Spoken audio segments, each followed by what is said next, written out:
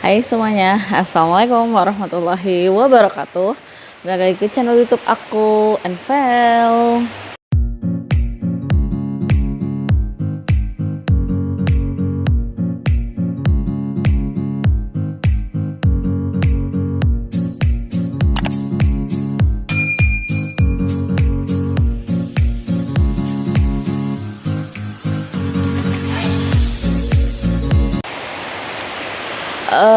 Jadi pas banget hujan dan aku bingung mau ngapain, terus akhirnya aku ya udahlah bikin video aja.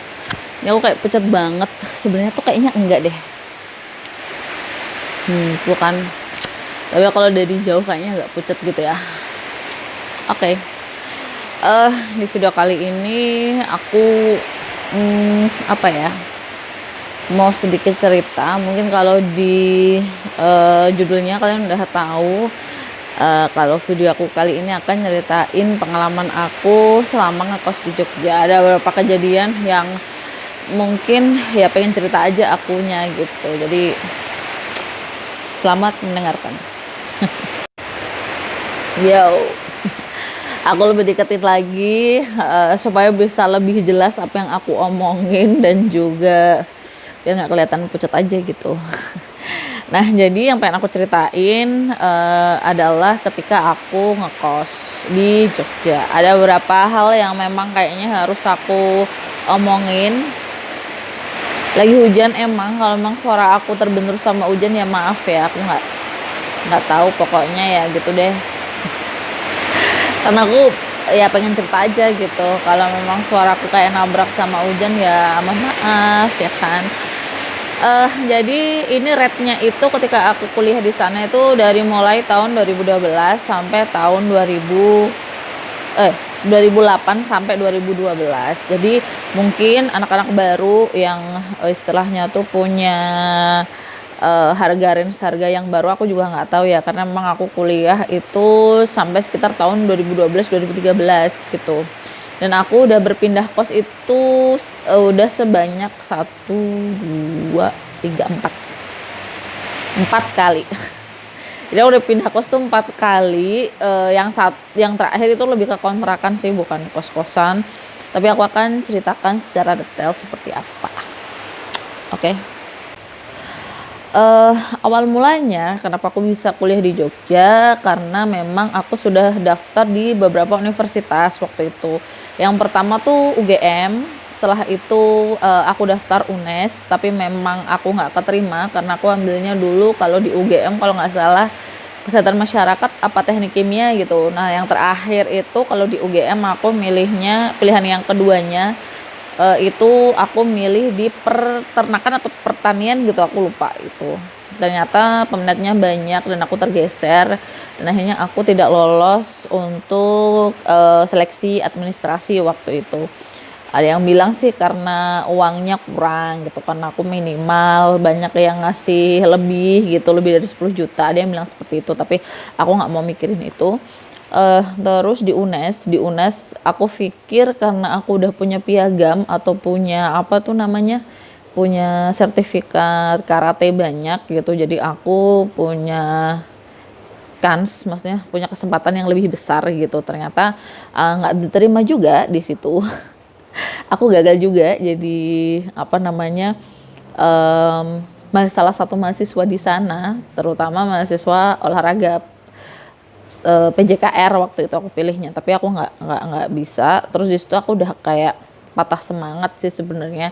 Aku harus daftar kemana lagi gitu, dan aku sering bolak-balik BK itu bukan karena aku bermasalah, tapi benar-benar pengen pengen lihat info-info kuliah itu ada di mana aja. Nah akhirnya aku ada di fase dimana aku udah kayak aduh gimana nih, kayaknya nggak ada lagi nih.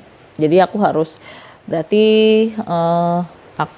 setelah ujian baru daftar gitu, karena itu posisinya kan PMDK sebelum aku ujian nasional. Kalau zaman dulu kan masih seperti itu tuh, ada yang sebelum, ada yang sesudah gitu, sesudah ujian. Nah kebetulan sebelum ujian kayak aku udah pasah banget, ternyata ada UNY waktu itu. Terus aku ditawarin sama guru BK, kamu mau nggak nih UNJ Jogja gitu.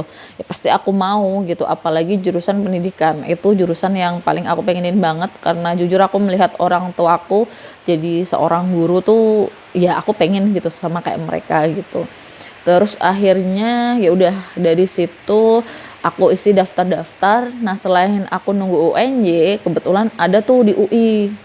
Nah, UI itu kalau nggak salah aku ngambil, aku juga bingung sih, aku lupa, agak lupa-lupa gitu, teknik kimia atau apa gitu, aku lupa. Nah, alhamdulillah aku keterima tuh. Kan harus ngasih foto rumah, bukan struk sih, kayak gaji tuh loh, leger gaji orang tua dan segala macem. Aku udah lampirin tuh semuanya, keterima. Kalau sistemnya di UI, IPB atau ITB itu ada namanya kayak subsidi silang. Jadi mereka tuh kayak yang kaya subsidi yang miskin gitu. Nah, kebetulan aku harus membayar uang itu nggak full, maksudnya uang kayak SPP dan lain-lain tuh nggak full, jadi hanya 75%, yang 25%-nya itu dari subsidi silang. Nah, aku udah seneng banget kan ketika aku ngomong sama orang tua, ternyata tidak boleh. Jadi aku hanya boleh kuliah itu kalau nggak di Jogja, Semarang, atau Surabaya tuh. Nah, udah deh kayak ya nggak jadi mahasiswa UI deh gitu. Misalnya tuh kayak kecewa gitu. Terus di UNJ tuh masih lama infonya gitu kan, dari UI aja udah ada pengumuman nih, UNJ lama gitu kan.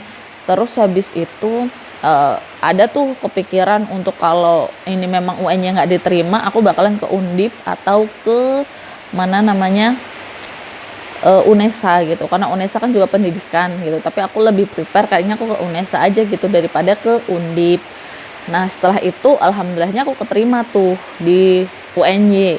Dan sebenarnya ada kejadian lucu juga tuh waktu itu tuh. Cuman skip aja dulu lah.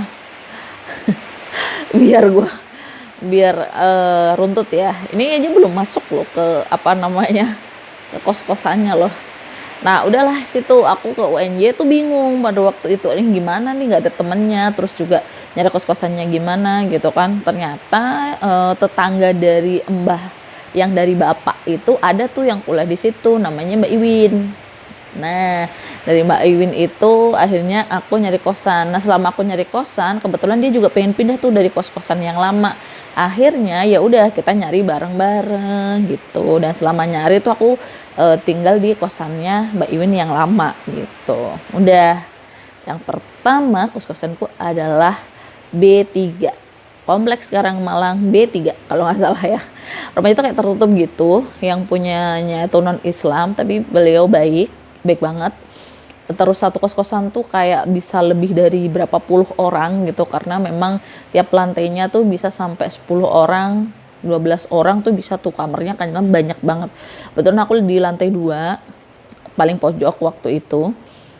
Samping kamarku ada, pokoknya banyak banget di situ. Aku pertama kali di situ aku 2 tahun, hampir 2 tahun ya di situ. Ada Mbak Afril, ada Mbak Nisa, ada Mbak Betty, Mbak siapa ya namanya, aku lupa. Pokoknya nanti aku cantumin deh di sini kalau aku hafal ya. Terus ada Mbak Yuni, terus ada pokoknya banyak banget teman-teman di situ. Aku di situ nyaman selama 2 tahun. Pokoknya aku senang banget. Tapi setelah Mbak Iwin mau lulus, nah itu tuh agak bingung tuh aku mau ngelanjutin di situ apa enggak gitu. Padahal ada Mbak Afril, ada teman-teman yang lain gitu kan. Itu yang buat aku bingung, karena mereka angkatan 2017, aku angkatan 2018 gitu kan. Nah, dari situ aku bingung tuh. Terus akhirnya aku ngobrol-ngobrol sama temen yang satu kamar. Bukan satu kamar ding, satu angkatan sama aku, yang sama-sama masuk di apa namanya, di kos-kosan itu yang barengan gitu, sama-sama angkatan 2018. Nah, di situ kayak ya udah yuk kita nyari kos-kosan bareng gitu. Terus aku lupa yang nawarin siapa, kayaknya si aku, gimana kalau kita sekamar berdua gitu, karena aku ngerasa aku udah cocok nih sama dia gitu kan, kayaknya udah ada chemistry-nya gitu sama temanku yang satu ini gitu. Terus ya udah aku ya udahlah ayo gitu. Nah, dari sini pindah ke kos-kosan yang kedua itu yang membuat aku punya pengalaman yang menurut aku agak kurang enak sih. Sebenarnya emang nggak enak sih gitu. Dan ini aku alami, kayaknya aku nggak betah sampai kurang dari setengah tahun lah gitu. Tapi nanti dulu. Nah, di kosan pertama aku ini ada kebiasaan unik nih. Jadi kalau semuanya pagi, karena aku semester 1 semester 2 pasti tuh kan dapet jadwal tuh yang pagi-pagi tuh biasanya. Pokoknya yang semester awal tuh pasti dah tuh dapat kuliah yang pagi-pagi. Nah, biasanya kalau mandi di sana karena satu lantai itu paling cuma ada 3, ada 2 gitu. Kita tuh sering pakai yang wadah sabun kayak gitu. Kita antriin dah tuh di depan itu. Pokoknya masih ingat kita juga sering apa ya, kayak di loteng gitu ngeliatin suasana sekitar sama kakak-kakak ya, pokoknya suasana-suasana itu yang membuat aku kangen banget sama kos-kosan itu. Kos-kosan B3, miss you. Wow, kok gini ya mereka gitu. Kok gini gitu. Itu bikin kayak, itu shock pertama kali aku gitu. Itu yang